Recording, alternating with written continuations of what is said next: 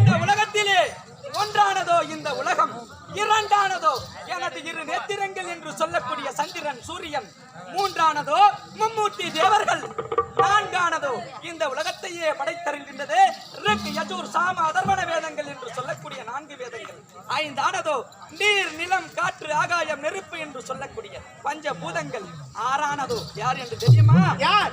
அரக்கர்களை அழித்து ஒழிக்கவே என்னுடைய நற்றிக்கண்ணில் இருந்து பிறந்தானே நம்மகன் ஆறுமுகன், அவனே ஆறானவன். ஏழானவன் எண்ணிசை சொரங்கள் என்று சொல்லக்கூடிய சப்த கன்னிகள், எட்டானதோ அஷ்ட திக்குகள், ஒன்பதானதோ நவகிரகங்கள், பத்தானதோ இந்த பரம்பொருளி. இந்த பரம்பொருள் தான் என்றைக்குமே சிறந்தவன். சுவாமி உண்மைதான். அப்படி இருந்தாலும் ஒரு சிறிய ஒரு சந்தேகம். அப்படி என்ன உனக்கு சந்தேகம்? கேள்வி. நீங்கள் எல்லா ஜீவராசியும் படியாந்து விட்டீர்களா? என்ன எவரவருக்கு எந்தெந்த நேரத்தில் பசியாற வேண்டும் என்பது இந்த ஈசனின் கணக்கு.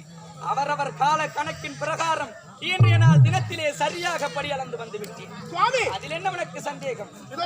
தங்க பேழையில் ஒரு ஜீவனை பிடித்து அடைத்து வைத்திருக்கின்றேன். இந்த ஜீவனுக்கு நீங்கள் படி அளந்து இருக்கிறீர்களா இல்லையா? உங்களுக்கு சோதனை செய்ய போகிறேன். அடி பாவி, இந்த ஈசனிடத்திலா உனக்கு சோதனை? உடனடியாக உன் சோதனையை தொடங்கு. அப்படியா?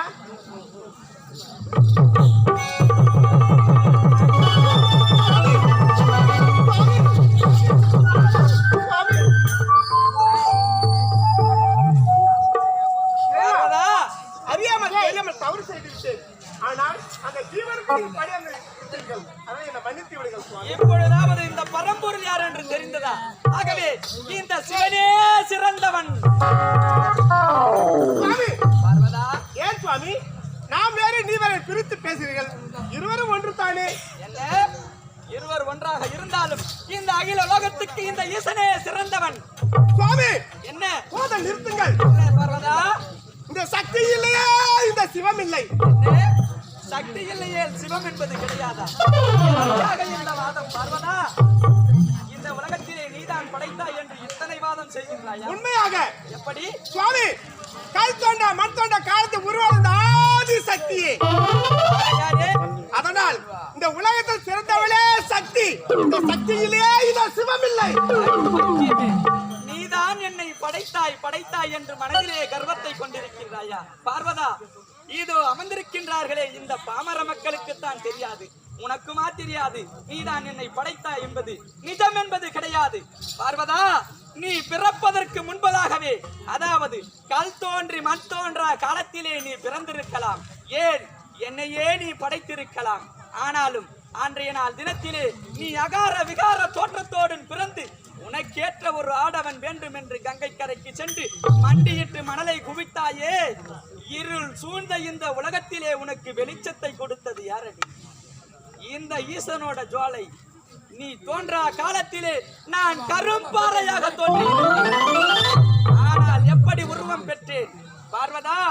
இந்த பெண்ணாலே இந்த பிரபஞ்சமானது உருவாகப்பட வேண்டும் என்று நீ செய்த பூஜைகள் அனைத்தையும் நான் கண்ணுற்று பார்த்து கொண்டுதான் இருந்தேன். ஆனாலும் எனக்கு இந்த ஜட உடலை கொடுத்தது மட்டும்தான் நீ. முன்பதாகவே இந்த அகில உலகத்தில் பிறந்தவன் இந்த ஈசனே சிறந்தவன். அப்படி இருந்தாலும் உனக்கு சக்தி கொடுத்தது நான் தானே. சக்தி கொடுத்தால் பார்வதா, உனக்கேற்ற ஒரு ஆடவன் வேண்டும் என்று கங்கை கரைக்கு சென்று மண்டியிட்டு மணலை குவித்தாய். ஆனால் முதலாக யார் பிறந்தது? அதாவது மூஷிகன் என்று சொல்லக்கூடிய கணபதி பிறந்தான். அவனை உனக்கு பிள்ளையாக அரவணைத்துக் கொண்டாய். இரண்டாவது யார் பிறந்தது? உன் அண்ணனாக இருக்கக்கூடிய மாய கண்ணன் பிறந்தான். மூன்றாவதாக இந்த முக்கண்ணன் பிறந்தேன். ஆனாலும் எனக்கு பிறக்கின்ற பொழுது முக்கண் என்பது கிடையாது. உன்னிடத்திலே வஞ்சகமாக அந்த முக்கண்ணை பெற்று உன்னையே சுட்டு எரித்தவன் நாண்டி. அப்பேற்பட்டவனுக்கே இப்பேற்பட்ட வாக்கு தத்தமானது செய்கின்றாயே பார்வதா. அப்படி சுட்டு உன்னை எரித்தாலும் எங்கு நான் பிறக்க செய்தேன்? முதலாக தக்கனுக்கு மகளாக 8வது மகளாக நான் பிறக்க செய்தேன். 8வது மகளா பிறந்த அவனாவது கல்யாணம் செய்வான்? ஏம்பா, 8வது மகளா பிறந்த யாராவது இவளை கல்யாணம் செய்வானா? நான் செஞ்சேன்டி உன்னை கல்யாணம். அப்படி இருந்தாலும் இந்த ஈசன் கிட்ட வாக்கு தத்தமானது சுவாமி. இருந்தாலும் அதோ தெரியுது ஆல விருட்சகம், அதுல வெட்புறா ஒன்று அமைந்திருக்கிறது. இப்போது நான் சக்தி எடுக்கின்றேன். முடிந்தால் நீங்க சக்தி கொடுத்து பாருங்கள்.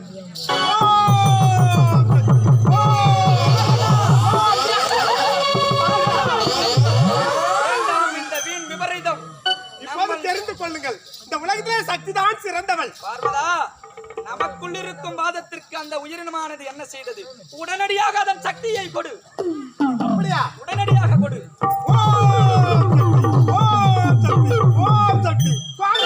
இருந்தாலும் நான் சக்தி கொளுத்தி விண்ணிலே பறந்து அழகாக செல்கிறது. இப்போது தெரிந்து கொள்ளுங்கள், இந்த சக்தியிலே இந்த சிவம் இல்லை. அடி பைத்தியக்காரி பார்வதா, அதன் சக்தியை எடுத்தாயே, உடனடியாக இந்த ஆண் சொன்னான் என்று இந்த கட்டளை கிணங்க அதன் சக்தியை கொடுத்தாயே, அப்பொழுதே உனக்கு புரியவில்லையா? இந்த ஆண் தான் சிறந்தவன், சிவன் தான் சிறந்தவன் என்று. சாமி, போதும் நிறுத்துங்கள். பாமர மக்கள் அம்மா எப்படி அழைக்கிறார்களா, அப்பா அம்மா என்று அழைக்கிறார்களா? பார்வதா, என்னதான் நீ 10 மாதங்கள் சுமந்து பெற்றாலும் ஒரு குழந்தையானது பிறந்தால் தாய்தான் முதலை தேடும். ஆகையால் அப்படியானால் இந்த உலகத்தின் சக்தி தானே. அடி பைத்தியமே, 10 மாதம் சுமந்தால் நீதான் சுமந்து பெற்றாய் என்று மனதிலே எண்ணத்தை கொண்டிருக்கின்றாயா? நீ சுமப்பதற்கு முன்பதாகவே ஒரு ஆணானவன் தனது இந்திரியத்தின் மூலமாக 2 மாதம் கருவை சுமக்கின்றான். ஆகையால் தானடி ஒரு பெண்ணுக்கோ ஆணுக்கோ ஒரு தந்தையோட பெயரை இனிஷியலா வைக்கிறாங்க. அப்ப ஆண் தானடி சிறந்தவன். சுவாமி, போதும் நிறுத்துங்கள். அகண்டால் விண்ணுலகம்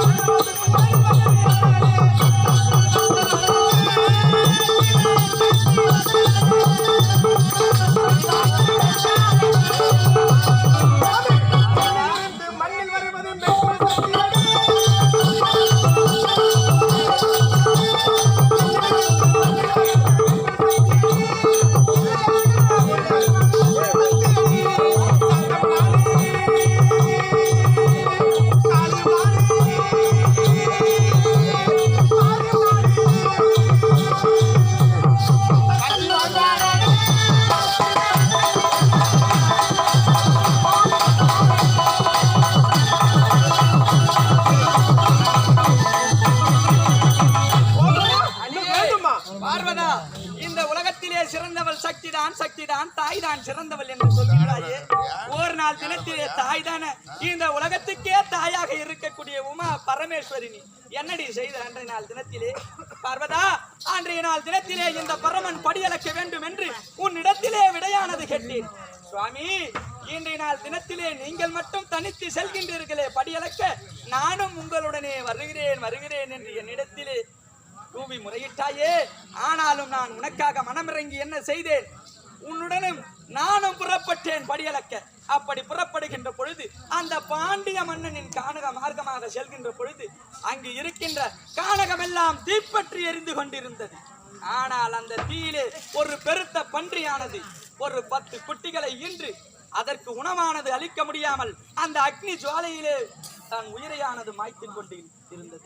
ஆனால் நான் என்ன செய்தேன்? பார்வதா, இந்த உலகத்துக்கே தாயாக இருக்கக்கூடிய உமா பரமேஸ்வரி, ஆனால் இன்றைய நாள் தினத்திலே அந்த 10 பன்றிகளுக்கு பசியானது ஆற்றக்கூடாதா என்று உன்னிடத்திலே நான் கேட்டேனே, என்ன செய்தாய் நீ? சுவாமி, கேவலம் இந்த பன்றி குட்டிகளுக்கு இந்த உமா பரமேஸ்வரி பசியாற்ற வேண்டுமா?